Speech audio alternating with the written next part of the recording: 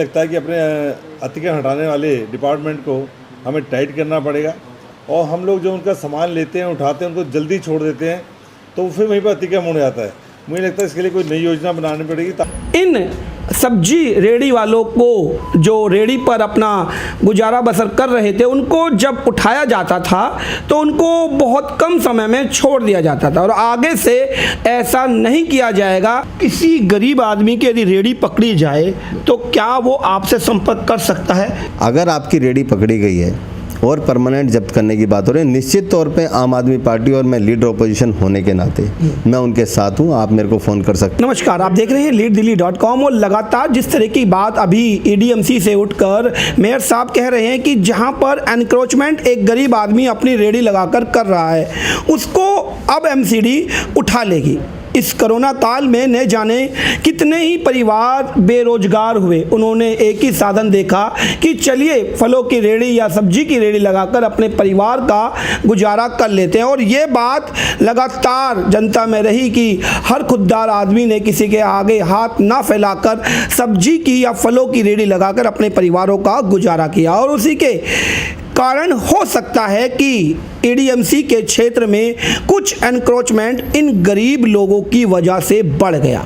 अब उसको एडीएमसी एक बड़ी समस्या मानकर बात कह रही है कि यदि किसी भी तरह की कोई समस्या, इसमें एनक्रोचमेंट की समस्या को एक अहम जगह दी गई कि यदि ऐसी कोई शिकायत आती है तो आप सीधा मेयर साहब की हेल्पलाइन पर यह शिकायत दर्ज कर सकते हैं। और मेयर साहब ने जब शिकायतें सुनी तो उसमें 30 शिकायतों में कहा जा रहा है कि कुछ शिकायतें एनक्रोचमेंट की इस तरह के भी देखने को मिली।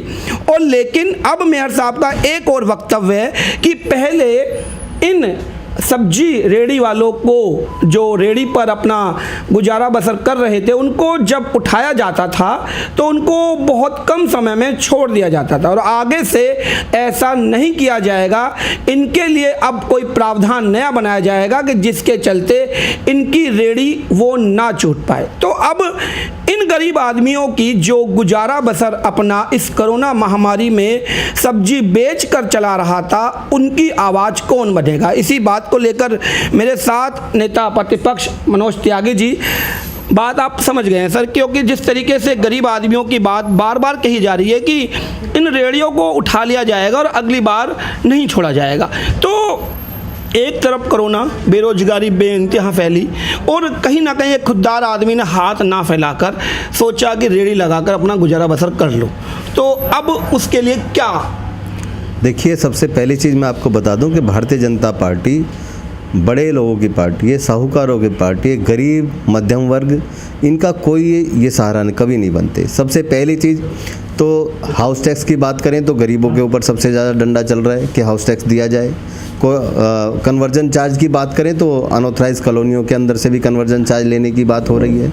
तो तमाम ऐसे काम जिसमें मध्यम वर्ग और गरीब वर्ग पिसरा हो वो भारतीय जनता पार्टी लगातार उनके ऊपर दबाव बनाने का काम कर रही है। उसी कड़ी में ये रेडी रिक्शा वालों की बात आती है, जो गरीब आदमी जो छोटे रोज़गार कर रहे थे, छोटी नौकरी कर रहे थे, जिनकी नौकरियां चली गई, जिनके रोज़गार चले गए, जिनके धंधे छूट गए, आज वो अपनी रेडी, अपने घर का पालन पोषण रेडी पटरी लगा करके कर रहे हैं। ऐसे समय में मैं कह रहा हूँ आप उनकी रेडी ना छोड़ने की बात कर रहे हैं, रेडी परमानेंट जब्त करने की बात कर रहे हैं, ये तो बहुत ही असंवैधानिक है। और सबसे दूसरी बात मैं आपको बता दूँ कि एमसीडी किसी के कहने से नहीं चलती, मेरे और आपके कहने से नहीं चलेगी या कोई और नेता भारतीय जनता पार्टी का बोल देगा उसके कहने से नहीं चलेगी। एमसीडी चलती है डीएमसी एक्ट से। डीएमसी एक्ट के अंदर इस तरह का कोई प्रावधान मेरी जानकारी के अनुसार नहीं है और जब ये प्रावधान नहीं है तो इस तरीके से हम किसी भी रेडी को परमानेंट जब्त करने का बिल्कुल नहीं होने देंगे। अगर ये भारतीय जनता पार्टी के नेता जो एमसीडी के अंदर बैठे हैं अगर उन्होंने ये प्रयास किया तो उसके लिए हमें जो भी कुछ करना पड़े, प्रोटेस्ट करना पड़े, अनशन पे बैठना पड़े, जो भी करना पड़ेगा हम करेंगे। लेकिन गरीब आदमी की आवाज़ आम आदमी पार्टी है और हम वो आवाज़ बनकर उनके लिए काम करने का काम करेंगे। किसी गरीब आदमी की यदि रेडी पकड़ी जाए तो क्या वो आपसे संपर्क कर सकता है? एक बार नंबर और यदि हाँ या ना। देखिए, अगर आपकी रेडी पकड़ी गई है और परमानेंट जब्त करने की बात हो रही है। निश्चित तौर पे आम आदमी पार्टी और मैं लीडर ऑपोजिशन होने के नाते मैं उनके साथ हूँ। आप मेरे को फ़ोन कर सकते हैं, मेरा नंबर नोट कर लीजिएगा 7290014863। ये मेरा मोबाइल नंबर है, आपको उस पर भी मिलेगा, वेबसाइट पे भी। तो आप कभी भी मुझे फ़ोन कर सकते हैं। अगर आपके साथ कोई भी जाति करे, कोई भी एलआई मौके पर आपके साथ बदतमीजी करे, ज़बरदस्ती करे, कोई गैर कानूनी काम करे, तो उसके लिए हम सदैव आपके साथ हैं। ये एक बड़ी बात रही कि नेता प्रतिपक्ष ने अपना खुद का नंबर देकर इस बात को चेताया कि यदि गरीब आदमी के साथ किसी भी तरह का कोई भी ऐसा घटनाक्रम रहा जो कि डीएमसी एक्ट या किसी भी कानून प्रावधान के विपरीत है, तो उसके लिए नेता प्रतिपक्ष आवाज़ उठाएंगे। और लीड दिल्ली परिवार भी लगातार गरीबों की आवाज़ की बुलंदी देता रहता है। तो हम आपके साथ खड़े हैं, हमारा नंबर स्क्रीन के नीचे शो हो रहा है, आप इसी नंबर पर कॉल कर हमें इस बात की शिकायत दे सकते हैं। साथ में हम भी नेता प्रतिपक्ष से आपका सवाल उठाएंगे कि आपने वादा किया था कि किसी गरीब आदमी के साथ अन्याय हो रहा है, तो अब उस अन्याय का हिसाब आप लेंगे।